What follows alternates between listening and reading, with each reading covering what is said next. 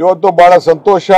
ಈಗ ತಾನೇ ನಾವು ಮಲ್ಲಿಕಾರ್ಜುನ್ ಖರ್ಗೆ ಸಾಹೇಬ್ರನ್ನ ಭೇಟಿ ಮಾಡಿ ಒಂದು ಡಬ್ಬನ ಅವ್ರ ಮುಂದೆ ಇಟ್ಟು ಅವ್ರಿಗೆ ವಿಚಾರ ತಿಳಿಸಿ ಅವರ ಮಾರ್ಗದರ್ಶನದಲ್ಲಿ ಅವರ ರಾಜ್ಯದಲ್ಲಿ ನಡೀತು.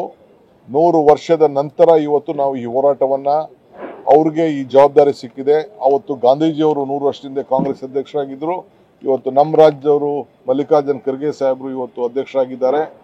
ಸೊ ಇವತ್ತು ನಾವು ಆ ಸಂದರ್ಭದಲ್ಲಿ ಈ ಮತದಾನದ ಹಕ್ಕಿಗೋಸ್ಕರ ಒಬ್ಬರಿಗೆ ಒಂದು ವೋಟು, ಆ ವೋಟ್ಗೋಸ್ಕರ ನಾವು ಇವತ್ತು ಫೈಟ್ ಮಾಡ್ತಾ ಇದ್ದೀವಿ. ನಮ್ಮ ರಾಜ್ಯದಲ್ಲೇ ಪ್ರಾರಂಭದಲ್ಲಿ ಈ ಮತ ಕಳ್ತನದ ಬಗ್ಗೆ ನಾವು ಕಂಡುಹಿಡಿದೋ ನಮ್ಮ ACC ರಿಸರ್ಚ್ ಟೀಮು, ನಮ್ಮ ಮನ್ಸೂರು ಮತ್ತು ಅವರ ಟೀಮು, KPCC ಟೀಮ್ ಎಲ್ಲ ಸೇರಿ ನಾವೆಲ್ಲ ಇದನ್ನು ಕಂಡುಹಿಡಿದೋ, ಇದನ್ನು ತಿಳಿಸೋ. ಸೊ ಬೆಂಗಳೂರು ಬಂದು ಫ್ರೀಡಮ್ ಪಾರ್ಕಿಂದ ಈ ಹೋರಾಟ ಪ್ರಾರಂಭ ಆಯಿತು. ಬಿಹಾರ್ಗೋಯ್ತು, ಮಹಾರಾಷ್ಟ್ರಗೋಯ್ತು, ಹರಿಯಾಣಗೋಯ್ತು, ಇನ್ನು ವಿವಿಧ ರಾಜ್ಯಗಳಲ್ಲಿ ಇದನ್ನೆಲ್ಲ ಕೂಡ ದೊಡ್ಡ ಚಿಂತನೆ ನಡೀತಾ ಇದೆ.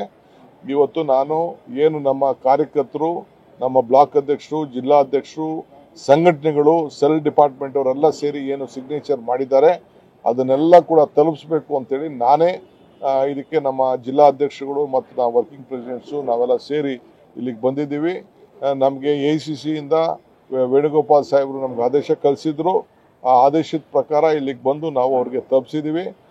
ನಮ್ಮ ಜನರಲ್ ಸೆಕ್ರೆಟರಿ ಇನ್ಚಾರ್ಜ್ ಅವರು ಕೂಡ ನೀವೇ ಫಸ್ಟ್ ಆಗಬೇಕು ಅಂತೇಳಿ ನಮಗೆ ಮಾರ್ಗದರ್ಶನ ಕೊಟ್ಟಿದ್ರು.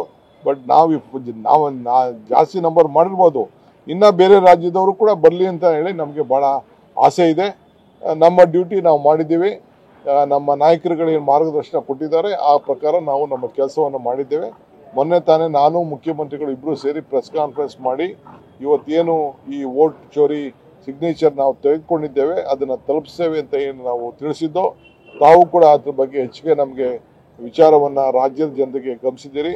ಇನ್ನು ಭಾಳ ಕಾರ್ಯಕರ್ತರು ಇನ್ನು ಮುಂದುವರಿಸ್ತಾ ಇದ್ದಾರೆ, ಅದನ್ನು ಕೂಡ ಬಂದು ತಲುಪಿಸ್ತೀವಿ.